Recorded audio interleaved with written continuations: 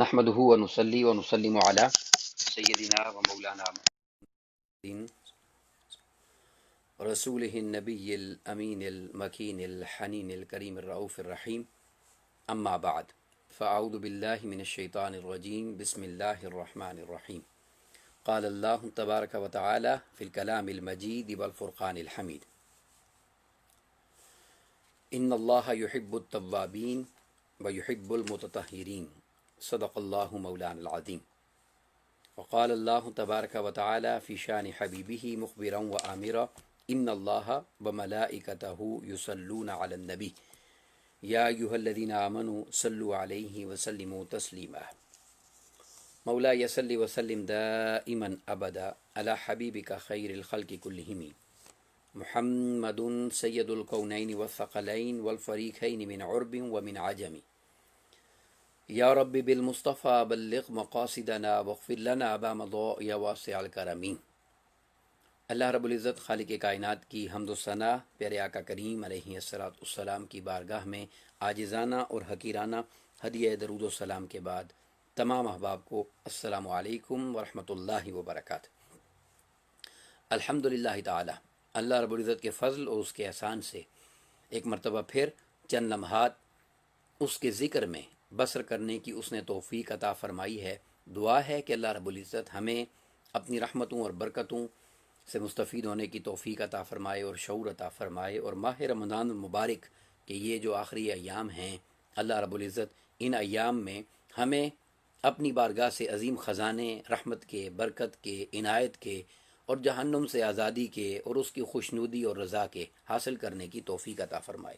میں نے آپ کے سامنے گفتگو کے لیے سورہ البقرہ کی آیت مبارکہ نمبر 222 کا حصہ تلاوت کرنے کی سعادت حاصل کی، جس میں اللہ رب العزت نے ارشاد فرمایا کہ ان اللہ یحب التوابین و یحب المتطہرین۔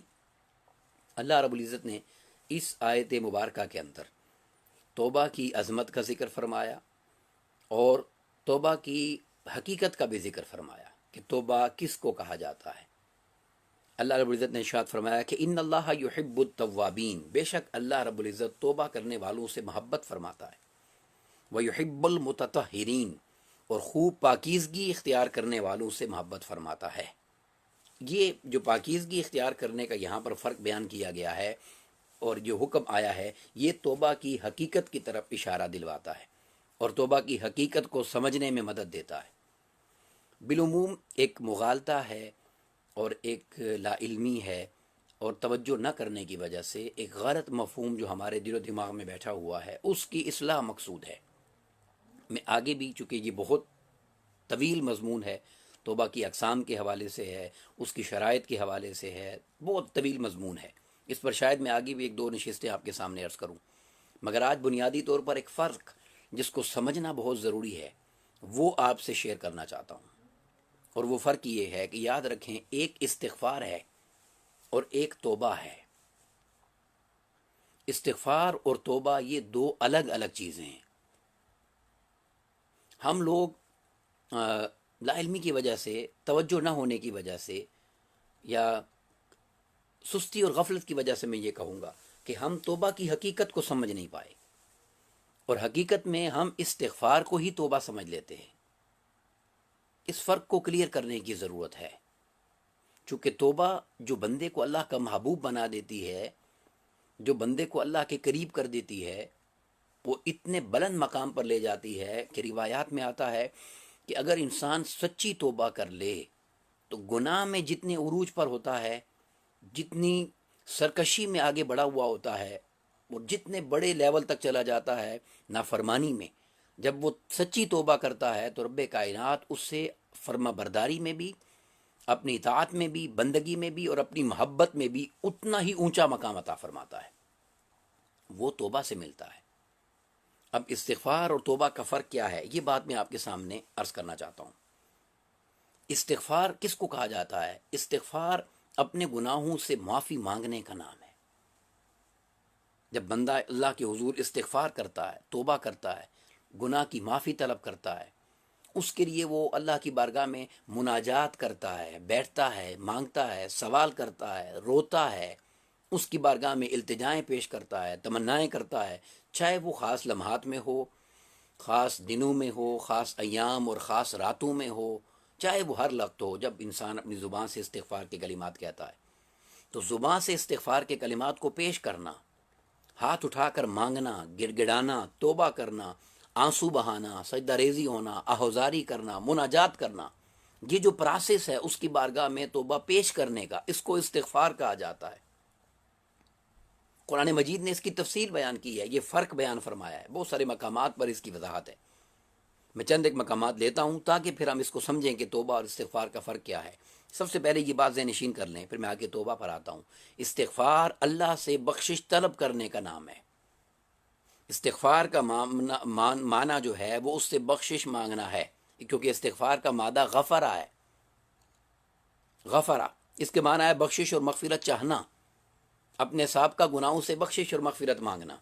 قرآن مجید میں اللہ رب العزت نے ارشاد فرمایا، سورہ ہود آیت مبارکہ نمبر 52 ہے، رب کائنات نے فرمایا وَيَا قَوْمِ اسْتَغْفِرُوا، اے لوگو تم اللہ سے بخشش طلب کرو، استغفار کرو، ربکم اپنے رب سے، ثُمَّ تُوبُوا إِلَيْهِ پھر توبہ کرو، اس کی طرف پلٹ آؤ۔ اب میں توبہ کی تفصیل میں خود نہیں جا رہا، یہاں پر صرف آپ کے سامنے یہ لفظ اس کو وضاحت کرنا چاہ رہا ہوں کہ استغفار گناہ کی بخشش مانگنے کا نام ہے۔ پھر رب کائنات نے اس سے سورہ ہود میں آیت مبارکہ نمبر 61 میں فرمایا فَاسْتَغْفِرُوهُ ثُمَّ تُوبُوا إِلَيْهِ، سو تم اس سے معافی مانگو پھر اس کے حضور توبہ کرو۔ تو معافی مانگنا یہ استغفار ہوا۔ آگے فرمایا ان ربی قریب مجیب، بے شک میرا رب بہت قریب بھی ہے، دعائیں قبول فرمانے والا بھی ہے۔ پھر سورہ ہود میں ہی آیت مبارکہ نمبر 90 میں فرمایا رب کائنات نے وَاسْتَغْفِرُوا رَبَّكُمْ ثُمَّ تُوبُوا إِلَيْهِ، اور تم اپنے رب سے مغفرت مانگو، بخشش مانگو، استغفار کرو، گناہوں کی معافی مانگو، ثُمَّ تُوبُوا إِلَيْهِ پھر اس کے حضور توبہ کے ساتھ رجوع کرو۔ ان ربی رحیم ودود، بے شک میرا رب نہایت ہی مہربان بھی ہے اور محبت فرمانے والا بھی ہے، اور وہ بخشش پر عطا فرمانے والا ہے۔ تو سامعین عزیز وقار، ان آیات سے جو میں نے آپ کے سامنے 3 مقامات سورہ ہود کے پیش کیے ہیں، یہاں سے یہ بات جو واضح ہوتی ہے اور جس کی طرف ہمیں توجہ کرنے کی ضرورت ہے کہ یہ جو عمل ہم کرتے ہیں، جیسے طاق راتیں ہیں، یہ آخری عشرہ ہے۔ طاق راتوں میں مسجدوں میں بیٹھ کر اجتماعی طور پر استغفار کی جاتی ہے، گڑ گڑا کر اس کے حضور دعائیں کی جاتی ہیں، اور چاہے یہ طاق راتیں نہ بھی ہوں، چاہے اجتماعی طور پر کی جائے، گھروں میں کی جائے، کسی مجلس میں کی جائے، اس کے سامنے خود کو پیش کرنا اور سوال کرنا اور بخشش مانگنا، طلب کرنا، سوال کرنا، یا اللہ میں گناہ گار ہوں، مجھے معاف کر دے، میں نے گناہ کیے ہیں، مجھے بخش دے، میں اپنی نافرمانیوں پر تجھ سے بخشش طلب کرتا ہوں، میں گناہوں کی تجھ سے معافی مانگتا ہوں۔ یہ کلمات اللہ کے حضور جو دعا کی صورت میں، التجا کی صورت میں، ریکویسٹ کی صورت میں، مناجات کی صورت میں یہ جو پروسیس کیا جاتا ہے، اس کو استغفار کہتے ہیں۔ یہ استغفار ہے۔ اب توبہ کیا ہے؟ تو یاد رکھ لیں، اس استغفار کے بعد جب یہ بندہ استغفار کر لیتا ہے اور اللہ سے سوال کر لیتا ہے کہ یا اللہ اب میں تجھ سے بخشش مانگ رہا ہوں، تجھ سے میں اپنے گناہوں کی معافی مانگ رہا ہوں، اب تیرے حضور سوال کرتا ہوں کہ یا اللہ مجھے اپنی بخشش عطا کر دے، مغفرت عطا کر دے، رحمت عطا کر دے۔ جب یہ بات انسان کر لیتا ہے، اللہ کے حضور پیش کر لیتا ہے التجا، یہ استغفار ہے۔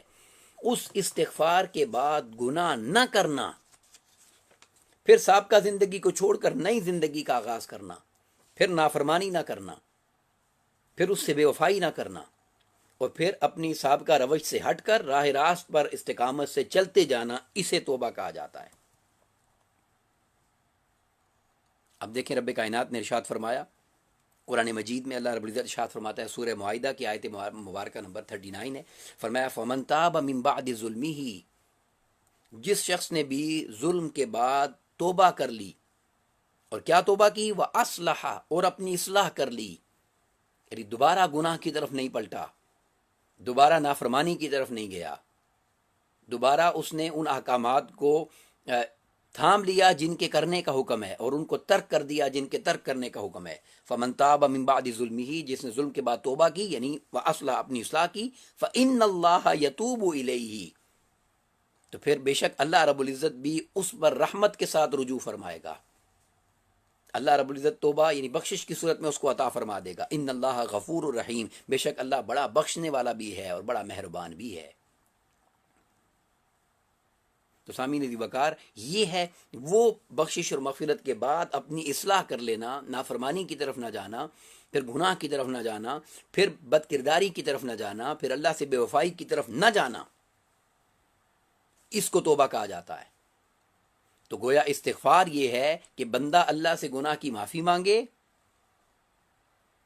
اور اس کے بعد گناہ نہ کرنے پر استقامت پا لے۔ تو جب گناہ نہ کرنے پر استقامت پا لے گا تو پھر اس عمل کو توبہ کہا جائے گا کہ اس نے گناہ کو ترک کر دیا ہے، اس نے استغفار اللہ کی بارگاہ میں کی اور سچی توبہ پھر کر لی کہ اس نے اس گناہ کو چھوڑا اور راہ راست پر آ گیا، اب دوبارہ پلٹ کر گناہ پر نہیں گیا۔ ہاں انسان ہے، اس سے خطا ہوتی ہے، اس سے نافرمانی ہوتی ہے، پھر اللہ نے توبہ کا راستہ کھلا رکھا ہے، غلطی ہو جائے، نافرمانی ہو جائے، پھر اس سے بخشش طلب کرے، پھر مانگے، پھر کرے، پریکٹس کرتا چلا جائے، حتیٰ کہ اس کی رحمت اتنی وسیع ہے اور اس کا کرم اتنا ہے کہ آخری سانس تک، موت کے لمحے کے آ جانے تک، جب روح انسان کی غلق تک پہنچ جائے اور غرغر کرے، اس وقت تک اللہ نے توبہ کا راستہ کھلا رکھا ہے۔ مگر اصل توبہ یہ ہے کہ انسان پھر دوبارہ پلٹ کر گناہ کی طرف نہ جائے، پھر نافرمانی کی طرف نہ جائے، پھر بد کرداری کی طرف نہ جائے، پھر اللہ کی نافرمانی سے انسان اپنے آپ کو بچائے، یہ توبہ ہے۔ جب شیطان نے اللہ رب العزت سے قیامت کے دن تک کے لیے مہلت مانگی تھی تو اللہ رب العزت نے اس کو مہلت عطا فرما دی۔ تو جب اس کو مہلت عطا فرما دی گئی، اب اس نے اللہ کی بارگاہ میں یہ کہا کہ یا رب، میں قیامت تک، چونکہ تو نے مجھے مہلت دے دی ہے، اب میں قیامت تک تیرے بندوں کو ورگلاتا رہوں گا، قیامت تک تیرے بندوں کو راہ راست سے ہٹاتا رہوں گا، قیامت تک تیرے بندوں کو بہکاتا رہوں گا، قیامت تک تیرے بندوں کو تجھ سے دور کرتا رہوں گا۔ جب یہ بات اس نے کہی تو رب کائنات، ان کے آخری سانس تک، یعنی ان کو میں بہکاتا رہوں گا، تو رب کائنات نے بھی اس سے یہ فرمایا کہ ٹھیک ہے، اگر تو آخری سانس تک ان کو بہکاتا رہے گا تو مجھے بھی اپنی عزت اور جلال کی قسم ہے، میں بھی آخری سانس تک ان کی توبہ کو ویلکم کرتا رہوں گا، ان کی استغفار پر ان کو نوازتا چلا جاؤں گا، ان کی استغفار پر ان کو عطا کرتا چلا جاؤں گا، جو جو مجھ سے مانگتے جائیں گے میں کبھی ان کو کبھی۔ اب دیکھیں جنت میں آپ چلے جائیں، جنت کے دروازوں کے نام ہیں، جیسے ایک رمضان کا مہینہ ہے، ایک باب الریان ہے جو روزہ داروں کے لیے ہے، اور روزہ داروں کے لیے کھلتا ہے، طاعت والوں کے لیے، بخشش والوں کے لیے۔ اللہ تبارک و تعالیٰ نے جنت کے دروازے بنائے ہیں جس میں اپنے محبوب بندوں کو داخل فرمائے گا۔ سب دروازے کھلتے بھی ہیں، بند بھی ہوتے ہیں، مگر ایک اس کی توبہ کا دروازہ ایسا ہے جسے وہ کبھی بند نہیں کرتا، کبھی بند نہیں کرتا۔ اس کی توبہ کا دروازہ ہمیشہ کھلا رہتا ہے، ہمیشہ کھلا رہتا ہے، اپنی توبہ کے دروازے کو کبھی بند نہیں کرتا وہ۔ تو سامعین جی وقار، اس تصور کو درست کرنے کی ضرورت ہے، اور وہ تصور یہ ہے کہ استغفار الگ ہے اور توبہ الگ چیز ہے۔ اللہ سے بخشش مانگنا یہ استغفار ہے، اور پھر اللہ سے جو وعدہ کیا ہے کہ میں اب گناہ نہیں کروں گا، اس پر قائم ہو جانا یہ توبہ ہے۔ اب آج کی اس نشست میں اس سے آگے میں توبہ کی اقسام پر بات کر لیتا ہوں، کل اس کی شرائط پر کہ کس طرح اصلاح کر کے انسان نے اس پر قائم رہنا ہے اس پر بات کریں گے۔ تو میں توبہ کی 2 اقسام آج آپ کے سامنے عرض کر دیتا ہوں جو بیان کی گئیں، اور وہ کیا؟ ایک توبہ ہے ظاہری توبہ، ایک توبہ ہے باطنی توبہ۔ ایک ظاہری توبہ ہے، ایک باطنی توبہ ہے۔ اب ظاہری توبہ کس کو کہتے ہیں؟ تو ظاہری توبہ یہ ہے کہ انسان قولاً اور فعلاً، اپنے قول سے بھی اور فعل سے بھی، اپنے تمام اعضائے ظاہری، انسان کے جو اعضاء ہیں، آنکھ ہے، ناک ہے، کان ہے، ہاتھ ہے، پاؤں ہیں، ان کو گناہوں اور برائیوں سے ہٹا کر اللہ کی اطاعت اور فرما برداری پر لے آئے۔ اب دیکھیں یہاں پر توبہ میری بخشش مانگنے کا نام نہیں ہے، توبہ اپنی اصلاح کا نام ہے، راہ راست پر آ جانے کا نام ہے، اس گناہ کو ترک کر دینے کا نام ہے۔ وہ جو مانگا جاتا ہے، سوال کیا جاتا ہے بخشش اور مغفرت، وہ استغفار بن جاتا ہے، وہ استغفار ہے۔ تو ظاہری توبہ یہ ہے کہ انسان اپنے ظاہر کو، اپنے وجود کو، اپنے وجود کے تمام اعضاء کو اللہ رب العزت کی نافرمانی، گناہوں اور برائیوں سے ہٹائے اور اللہ کی اطاعت اور فرما برداری میں لگا دے، خود کو نیکیوں کے راستے پر لگا دے اور آقا علیہ الصلوۃ والسلام کی اتباع اور شریعت کی تابعداری میں آ جائے۔ یہ ظاہری توبہ ہے۔ اور پھر ایک باطنی توبہ ہے، اور وہ باطنی توبہ کیا ہے؟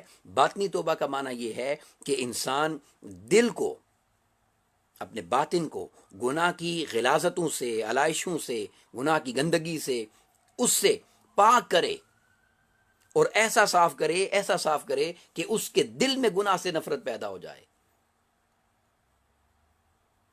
وہ اپنے دل سے باطن سے گناہ سے نفرت کرے. کیوں؟ کہ یہ رب کی نافرمانی کا عمل ہے. اس کا دل اسے قبول نہ کرنے والا بن جائے. ظاہری طور پر اعمال چھوڑ دیتا ہے انسان، پھر طبیعت میں خیال اٹھتا ہے، پھر بہک جاتا ہے، پھر گناہ کی طرف چلا جاتا ہے.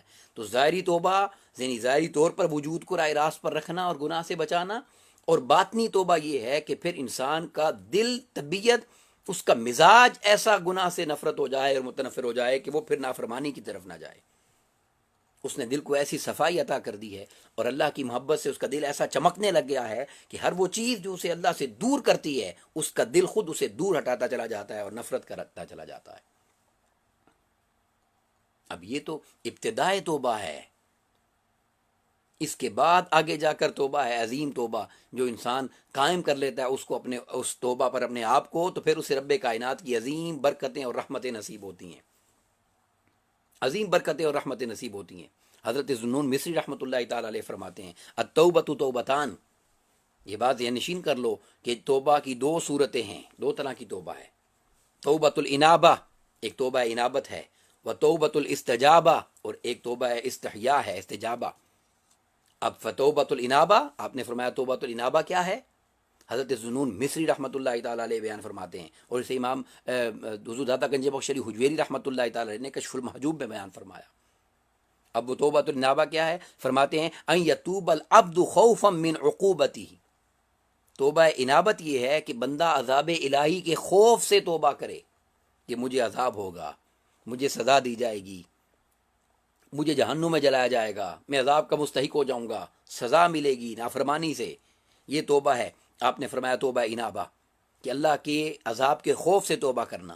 اور دوسرا دیکھیں یہ باطن کی طرف رجوع ہے، اور وہ کیا فرمایا وتوبۃ الاستجابہ. اور توبہ استجابہ یہ ہے ان یتوب حیاء من کرمہ، کہ اللہ رب العزت کی، اللہ تعالیٰ کے کرم کے حیا میں انسان شرم کے ساتھ توبہ کرے.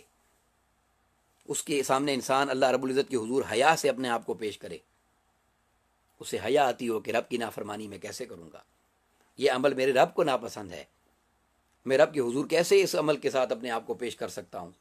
اسی لیے تو بزرگوں نے کہا کہ انسان اگر تو گناہ پر آمادہ ہو ہی چکا ہے اور تو گناہ کرنا ہی چاہتا ہے تو یقیناً تو چھپ کر گناہ کرے گا نا. اتنا بہت کم لوگ ایسے ہیں جو نافرمان سریعام گناہ کرتے ہیں. انسان گناہ کرنے کے لیے چھپتا ہے، تنہائی ڈھونڈتا ہے. تو اللہ والوں نے اسی لیے نصیحت کرنے کے لیے فرمایا کہ اگر تو تنہائی میں گناہ کرنے کا عادی ہے تو پھر کم از کم اتنا حیا تو کر کہ کوئی ایسی جگہ تلاش کر جہاں تجھے تیرا رب نہ دیکھ سکے. اگر تو مخلوق سے چھپ رہا ہے تو رب کا بھی تو اتنا حیا ہو کہ تو رب سے بھی چھپے. تو اگر مخلوق سے انسان چھپتا ہے اور گناہ سے اپنے آپ کو بچاتا ہے کہ مخلوق کے سامنے نہ کروں، تو یہ حیا اپنے اندر پیدا کرنا کہ رب کائنات کے حضور اپنے آپ کو انسان ایسا لے کر جائے کہ اس کی نافرمانی اور اس کے سامنے ایسا فعل کرنے سے انسان کو حیا آ جائے کہ میں رب کائنات کی بارگاہ میں یہ فعل کیسے کر سکتا ہوں جبکہ وہ مجھے دیکھ رہا ہے. یہ ذوق اور یہ شوق اور یہ محبت انسان کو دل کے تعلق سے نصیب ہوتی ہے. اور یاد رکھ لیں، میں آج کی اس گفتگو کو اس نقطے پر مکمل کرتا ہوں کہ جب انسان کوئی برائی کرتا ہے، آقا علیہ السلام نے فرمایا، تو وہ سیاہ نقطے کی مانند اس کے دل پر ایک سیاہی لگ جاتی ہے، نقطہ لگ جاتا ہے. اگر وہ گناہ کرتا رہتا ہے وہ پھیلتا رہتا ہے حتیٰ کہ سارا دل سیاہ ہو جاتا ہے. اور یہ وہ وقت آتا ہے کہ نیکی بدی کی تمیز نہیں رہتی. اور اس کے برعکس جب نیکی کرتا ہے اور گناہ سے بچتا رہتا ہے تو دل پر نور کا نقطہ لگتا ہے. کرتے کرتے کرتے دل سارا منور ہو جاتا ہے. اور جب سارا دل منور ہو جاتا ہے تب انسان کو یہ حیا اور یہ برکت نصیب ہو جاتی ہے کہ وہ اللہ کا حیا کرتے ہوئے خود کو گناہ سے بچاتا ہے. یہ ہے وہ راستہ جس راستے پر چلنے کی ضرورت ہے، اور یہ ہے ماہ رمضان جو ہمیں اس راستے کی طرف چلنے کی دعوت دیتا ہے. اللہ رب العزت کے حضور یہ دعا ہے اور اس سے التجا ہے کہ ہمیں اپنی بارگاہ میں اچھا استغفار کرنے کی توفیق عطا کرے، اور اس استغفار کے صدقے میں پھر اللہ رب العزت ہمیں اصل توبہ کی طرف جانے کی توفیق نصیب فرمائے. کل انشاءاللہ اس سے آگے ہم اپنی گفتگو کو چلائیں گے توبہ کی اقسام پر اور اس کی مضمون کو آگے بیان کریں گے. دعا ہے اللہ رب العزت اپنے محبوب بندوں کی توبہ کا صدقہ، ان کے استغفار کا صدقہ ہمارے گناہوں کی معافی عطا فرمائے اور ہماری بخشش اور مغفرت فرمائے. وما علینا الا البلاغ. السلام علیکم ورحمۃ اللہ وبرکاتہ.